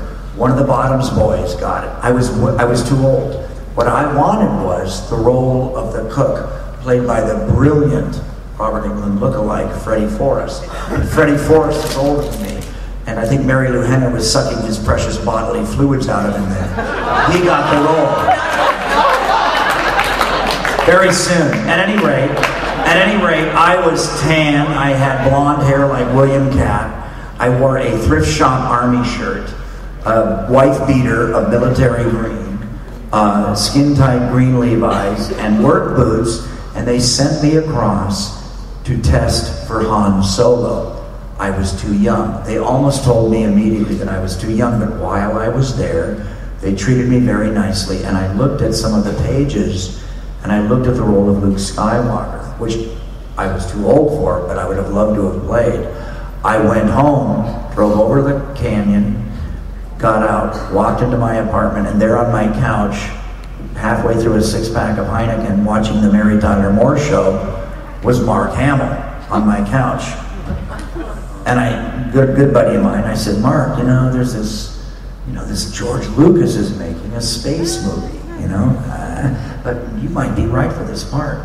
Well, we loved George Lucas because we loved, at that time, one of the Godhead films was American Graffiti. This is a perfect movie. You guys are all too young. This is a perfect movie of a memory. It's even younger than my generation, but it's a memory of the older kids when I was in middle school and high school. It's what the older kids were like. And Mark and I loved that. that film very much and shared that as a mutual thing. And so the moment Mark heard it was George Lucas, he got on the phone to his agent. The next day he went in and read for it and he nailed it. So I kind of encouraged Mark to get up off the couch. You know, we watched Bob Newhart, I think, before he called his agent. And then he got in the next day and he got the part. That's the story. I was never up for Luke Skywalker. I was never really up for Han Solo. I just did this weird crossover look. They do, it's called a look, you know, for Star Wars. So that's what it was. But those were much gentler times in Hollywood, as all of us remember.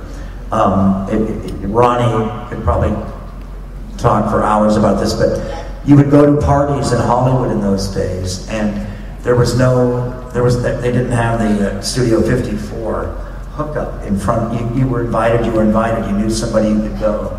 And when I was a young nobody, I was at parties with Margot Kidder, Steven Spielberg, and Martin Scorsese. And Steven Spielberg and Martin Scorsese were the nerds at the parties. And I was actually kind of the cool guy, but I was unemployed. But you have to understand that we were allowed, there was much more mixing then. There was much more mixture of actors and TV and movies and music. There wasn't these. Now it's much more. Everything is done by publicists now. Everybody you see on television, somebody's paid to get them up there in front of your eyes, including a lot of TMZ. It's all done by publicists. So you have to understand that, especially when you watch Entertainment Tonight, Access Hollywood. None of that spontaneous journalism. That's all manufactured journalism, just so you understand that. Now, doesn't mean that's any more right or wrong than paparazzi's ganging up on people in the 70s and 80s in Italy or anywhere else. It's just that it's the same thing is happening on the internet now. A lot of times you think you're discovering something, and it's a plant. It's been planted by Sony or Warner Brothers or General Motors. Yeah. So you guys have to be careful. Okay, right in front here. What was your experience from the Nightmare on Elm Street series? I got my directing card. I directed 4 episodes of that. I got to work with Brad Pitt, Lori Petty, Mariska Hargitay, my co-star from my 1986 series Downtown. It was just fun to get to direct. And Gil Adler, our producer, great guy. When we got canceled, Gil Adler took my whole crew, which I brought from Nightmare on Elm Street Part 4, and they resurrected a show that had gone way beyond its budget. Little show called Tales of the Crypt, and they saved it.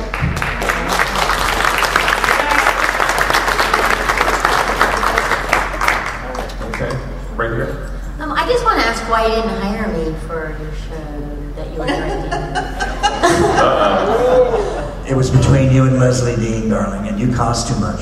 Dang it. I was just wondering, Robert, how odd or surreal is it after so long that people probably still come up to you and tell you that they have nightmares about you and that you're invaded? Well, no, we all get that. I mean, look at Ronnie gets that. Amanda gets that. What do you guys think? I mean, when people tell you that, like, the first movie really changed their life and scared. Well, I think 2 things. One, I want to say you're welcome, because it obviously was, kind of fun. But then I feel bad, because I'm like, did it wreck something in you that was bad? I don't know. Don't feel bad. I feel bad, kind of. But I also feel you're welcome, because then we did something right. We scared you, and see, and you're here and you look beautiful. She's a twisted prom queen. Yes. I don't know, so it's... Good parenting, that's what I say. Ronnie, I mean, what do people come up to you and ask you, do they dislike you because you were one of the vigilante parents? What do they say when they come up to you about Nightmare affecting you? I get both. I get a whole gamut. I'm complimented that the movie has done so well that we're here tonight. One of the fans said to me today, gee, I didn't know whether to like you or hate you throughout the movie. I said, well, one of the things I tried to do was to make Marge mysterious in the sense that you didn't really know whether she was 100% good or 100% bad, right, to make it more interesting, and because that's what I thought Wes wanted from the script. But I, of course, the way one does with one's own characters, secretly, of course, sympathized with Marge and felt all of the things she was going through and felt that she was doing the very best she could. After all, she had murdered a person. She had killed Freddie. You know, one of the fans who came, well, it wasn't a fan, it was my friend's daughter, my dear little friend Grace, who said, wanted to know in a picture of me and Nancy in the furnace room, or no, in the hospital with the doctor, why the hat was there. You know, and I had to explain, well, it's because Marge thought that she had killed Freddie. So if Nancy was able to pull a hat out of her sheets, something was terribly wrong. As one would think. So I just tried to make it as real as I could, and if I get a compliment about Marge, I feel happy and I'm grateful. And if some people were worried about her motives, I understand that, because I did try to give it I did try to give her some layers, and I'm glad that that worked. Well, you know, Wes used to say, and I didn't understand this for years, he used to say that Freddie is the bastard stepfather of us all. Yeah. Meaning the worst possible thing you can mean about a stepfather, and we all know that there's stepmothers and stepfathers out there that are saints, that save families and hold families together, but Marge, Ronnie, also has the onus of Wes's symbolism on her shoulders, because it's the sins of the parents. And because John Saxon was so saintly, Ronnie has to carry all that weight. Marge has to be, you know, the bad mother, you know, the mother, the sins of the parents put upon the children, put upon Nancy, put upon Heather. And so it's interesting to me, because, you know, when people tell us that the movie scared us, it scares you when you were young because of Ronnie's work. And it scares you because you identify with Tina as, you know, the single parent girl who's a little more promiscuous. Girls that sleep with boys must die. You know, ingredient number 2 of horror movies. But also, we love Tina before Tina meets, you know, her death, her end. And Freddie, you know, again, the bastard stepfather of us all. It's this sort of suburban cautionary tale. I think it's almost like a Hansel and Gretel, a Rumpelstiltskin of the 80s. It's a really dark fairy tale, but it still holds water because of goddamn Wes Craven and all of his perfect ingredients that he outlined in it. I mean, if you watch part 7, every time I watch it, I see something new in Wes Craven's New Nightmare. Watch Heather's costume mutate as she goes to visit her husband, the special effects makeup man. I mean, I don't know what Wes is telling us, but it freaks this cowboy out. Next question. Well, Ron, I was just going to throw in there the Hitchcockian device of having the beautiful blonde apparent star in the beginning of the movie be killed off like Janet Leigh in Psycho for doing a robbery. Yes, but she has to die. She sinned. Her sin was sleeping in bed when the mother was out of town, or whatever that was. Anyway, that was a similar thing, I think.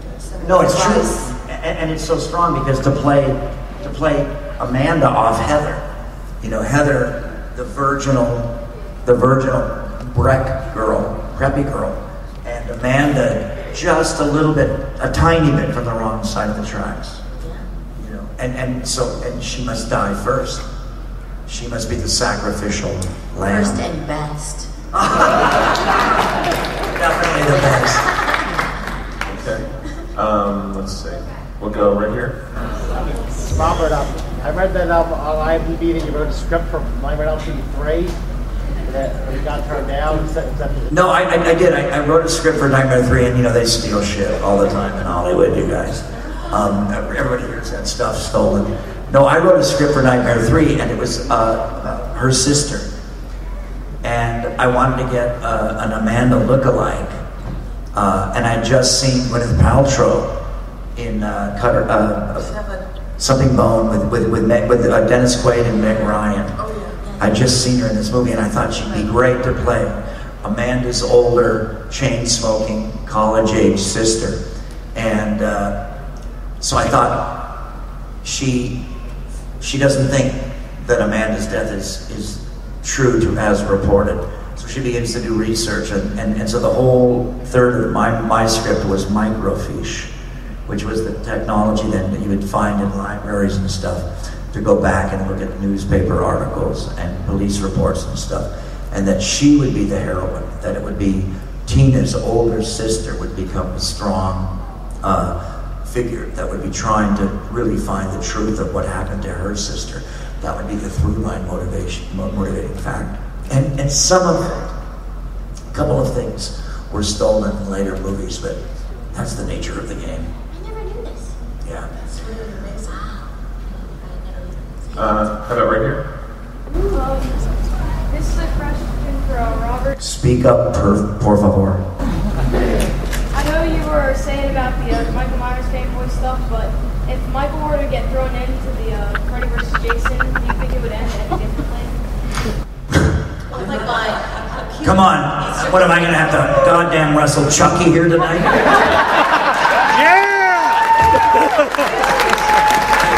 No, you guys, the only script that came close to being made, there was big talks about Freddy versus Jason versus Ash from Evil. And Sam Raimi, who is richer than God because of the Spider-Man films, wanted Ash, Bruce Campbell, to win. And I actually thought that was kind of cool. And I had this imaginary poster in my head of Bruce Campbell,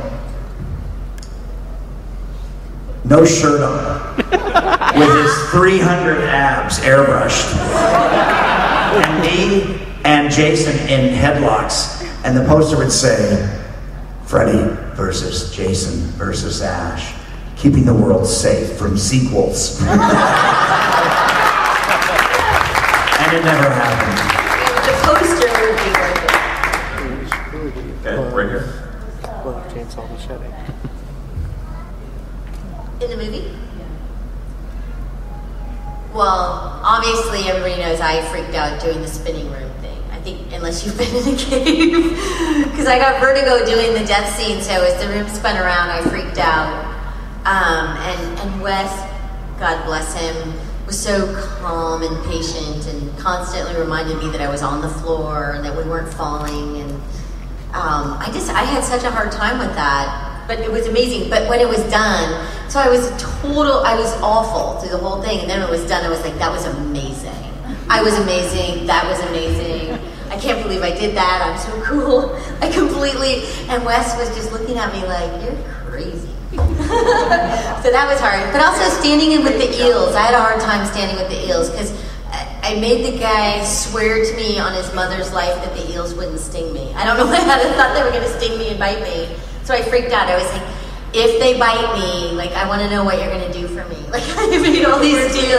Yeah, I was like, what are the deals that are going to make this okay? So, but, yeah, I was a big baby through the whole thing. And Ronnie, you were down there in that boiler room with Heather, with a thing flaring up a lot. Yeah, that wasn't too bad, but did you know I actually worked with fire? Did I tell you that? Well, in the scene in the bed. Yeah, but then they didn't use it because, well, I remember, yeah. Go ahead. Yeah, I actually did a scene where Tony, the stunt man who wears, the big heavy suit to work with fire, that's what they call it, working with fire, brought the fire very close to my face, and we shot that, and it was somewhat frightening for me because I had caught on fire as a child. So I was badly burned when I was almost 6. So it was a little bit hard for me, that.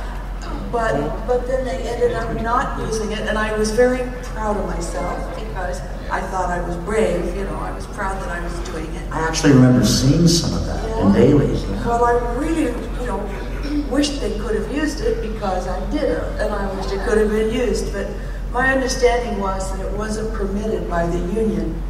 Some kind of rule had been broken, so it was not able to be used. Also, Tony, who doubled me in the fire stunts, and was like, and it's real, it's very strange, it's very sexual. I mean, he's killing Marge.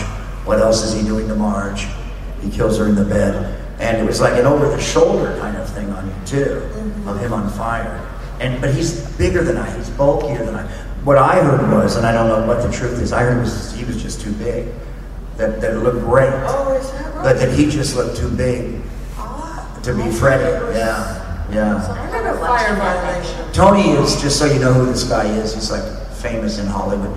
Some of the longest fire stunts ever back in the day. He was the Stay Puft Marshmallow Man in Ghostbusters. I remember that day. Yeah, like they literally, I remember we got to stand on the set, they let us watch. I'd never, obviously we were kids, they literally lit him on fire. And then they did this scene. It was the most bizarre, amazing thing I've ever seen, I think, in this industry. Like the privilege of seeing somebody safely do something. And when you do, and Ronnie was there, but when you do fire stunts, the fire eats up the oxygen if you're on a sound stage. So when you get to take 2, there's less oxygen. If you go take 3, there's even less oxygen on the sound stage. And everybody gets a little dingy. They forget. Unless they open those big, giant sound stage doors after every take, there's this accumulative of less oxygen. There's a cumulative effect. And smoke. And you get a little dingy. You want it to be good, but it's crazy. I mean, I did some stunts in part 2, and the stuntmen, they just all count. They're always about counting. And they would put the Australian water gel on me, and I remember looking at my arms on fire and knowing, God damn, Robert, this looks cool. Well, I've already forgot to count to 5. Because I'm like, man, Robert, you look cool. So I'm doing my Freddy shtick, and now it's already count 9. And I'm supposed to like give them a look at count 15 to spray me down, But I'm acting now. I'm on fire. This looks cool. I'm Marilyn Manson. I'm Alice Cooper. This must look so cool, and it's me. I'm in the makeup and everything. And I forgot to count. And when I did start to count, it got real hot real quick. And I just went, somebody explain it! Yeah. But what you also forget is what makes you make those mistakes is the air, the oxygen you're breathing. You're not really getting as much as you think you are. Okay, right here, in the back. Shout it out, dude, or I'm coming back there slapping.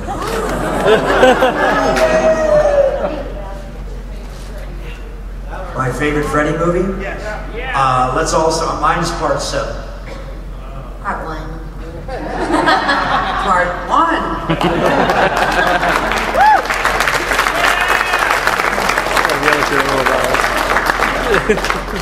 Okay, how about the boy in the front here?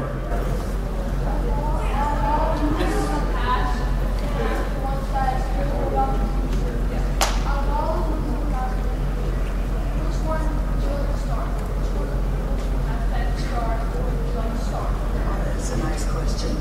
All the movies in the world, or all the Nightmare movies?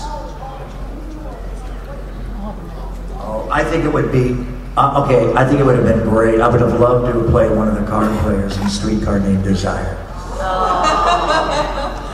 Oh my God, there's so many. But just pop culture-wise, I wanted to be Princess Leia so bad. Like I could just taste it. I wanted to be her so Well, bad. I can see you in braids, baby. No, right? It would have been so awesome. I look great in a bikini. I wanted that role. But there's so many classic movies when I go back. Like I would have loved to have been in all the Topper movies. And yeah. Did you say Topper? Yes. I think I'm in love. I love old cinema, so I love the Topper movies. Yes, I love the Topper movies, and I love anything Carol Lombard did. So, which most of you are too young to know who she is. But like when I was a teenager, I would have literally died to play Princess Leia. I still want to play her all the time. So Ronnie, would you be in Casablanca? What would you be in?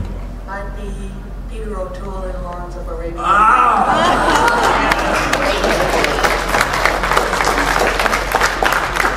Next question. Okay, right here. All the makeup movies that you've done, there's been different variations of the glove. I want to know what your favorite glove was and what your least favorite glove was. Ooh, that's cool. Well, you know, the Kevin Yeager makeups are the best in close-up. The Dave Miller makeup, it was really conceived it. So Dave has to get a lot of love and credit. And Bill Derozakis, I love the Demon Freddy in Freddy vs. Jason. It's hard for me to say. I think I like the way I look best maybe in part 4. I was talking gloves. Glove. Oh, you know, I gotta tell you, I'm just getting too goddamn old. They all kind of blend together.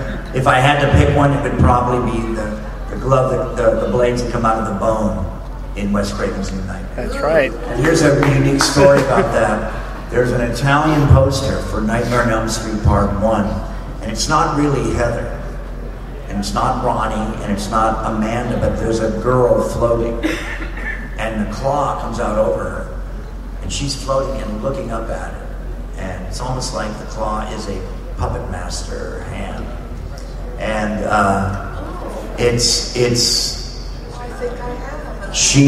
the glove is bone.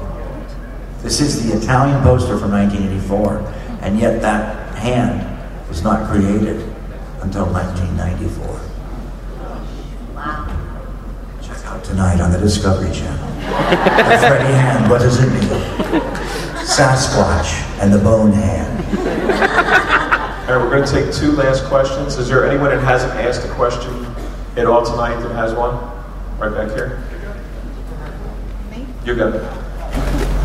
Do you think Freddy vs. Jason was better like a couple years after Jason Goes to Hell, or like you think the time period was right for Freddy vs. Jason? I don't know, it made 186 million, I think we got it right.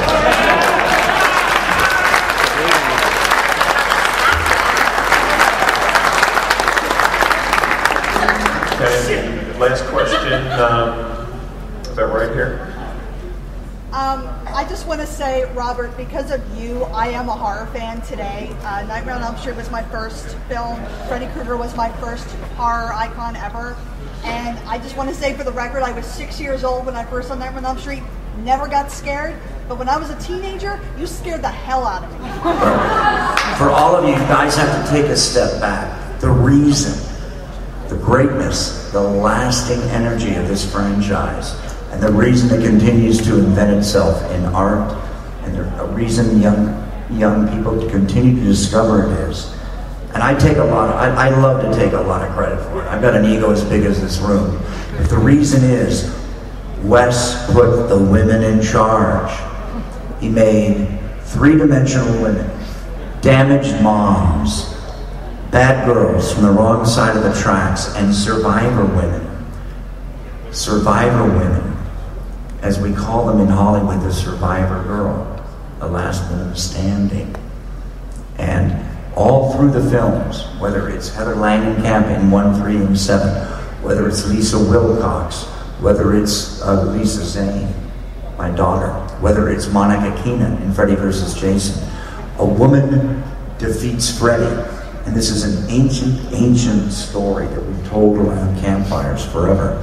It goes back to the Asian literature and Asian folktales. Mulan, the woman warrior. And this is why the Nightmare on Elm Street films, and to some extent Jamie Lee Curtis with Halloween, and to a major extent that big long-legged babe with Sigourney Weaver in the Alien trilogy, they gave us the fangirls. I look out here, every other seat's a woman, a girl. The fangirls came because of Heather Langenkamp, came because of Lisa Wilcox, came because of Ronnie Blakely, the flawed mother, the best friend, Jamie Lee Curtis trying to survive and being strong. Before that, the women were victims. And what I love is that we doubled the demographic. It's good for my pockets.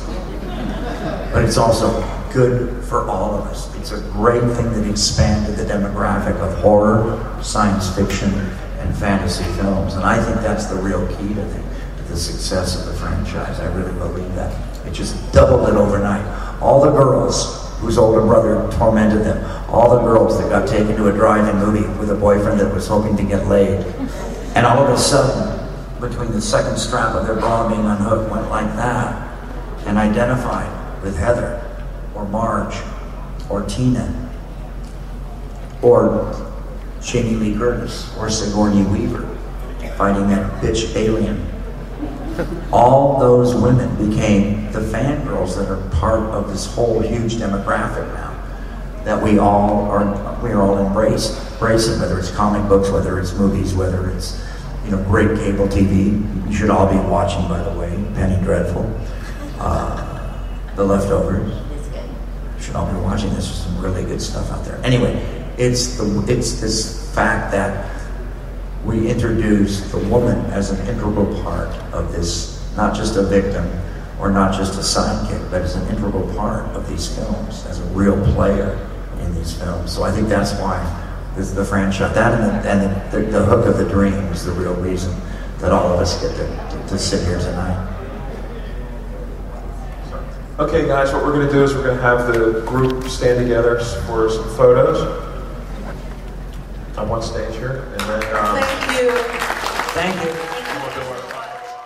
Pros and cons of Monster-Mania 29. Pros, Robert Englund. Pretty much everything about him. Anything that had to do with Nightmare, basically. Him recording a snippet for the show, getting to talk to him, the panel, which the viewers will hear, which was excellent. You really appreciated how Rob was working tirelessly to bring attention to Amanda and Ronnie. He could have dominated the whole panel and no one would have cared. He said he had a huge ego, but I don't think so, because if he did, he wouldn't have let the other two talk as much as they did.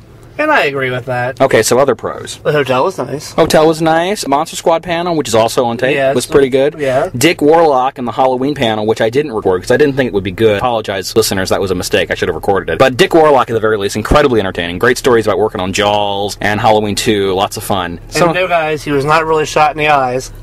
They got some pretty great stuff in the dealer's room. Had a really great dinner Friday afternoon. Have we mentioned Dr. Death on the show yet? No, we haven't mentioned JD got a new GPS, and one of the settings his official name is Mr. Nightmare. Dr. Nightmare. Dr. Nightmare, and it's devil voice. When it hasn't said anything for a while and you're on a long stretch of road, he'll say, I wonder if there's an abandoned amusement park around here, or whatever. Or when you lose satellite signal, he'll say, I think the satellites got scared off. Looks like the satellites have been frightened away. And we've nicknamed him Dr. Death. Now the cons of Monster-Mania. The cons of the con. The dealer room. Much smaller than last year. Prices were about the same, but it seems like the stuff we all really wanted was too much. Yes, exactly. Waiting in line 3 hours Friday night for Rob. Yeah, he's through to a big pro. Overall, I think it about evens out. We're in that awkward between panels. The guy who runs the convention, Dave Hagen, I think is his name, was talking about how they're aware that prices are going up. They think it sucks. There's not a whole lot they can do about it. What we suspected anyway. Yeah, unfortunately. It's a little hard to bitch too much when you have Robert Englund mentioning your name on the internet. It sounds like a real, legit radio. It gave us some cred, if nothing else. We are going to start the long trip back home. You may contact us, as always, at bangersinmash88@yahoo.com. Facebook, www.facebook.com/thebangersinmashshow. Follow me on Twitter at LastMonsterKid. My blog, www.zaxfilm.blogspot.com. I'll put the link in the description. My 6 weeks of Halloween marathon. We are currently in the final stretch. October has started. You'll be hearing from us again soon. Normal episode next time. These con reports, they're easy to do. They're fun to do. I like to put these up because I think it gives people who can't attend the con a look into what it's like. Yes. I think people are looking for some sort of feedback on these things. Exactly. So, that's been Monster-Mania 29. We'll see you in your dreams. Ah ha ha! I'm Freddy, and this is for you.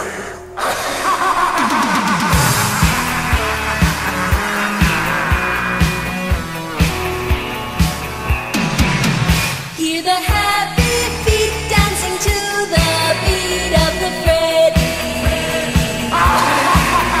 Put a guy in front, make a line in back, then you're ready. If you feel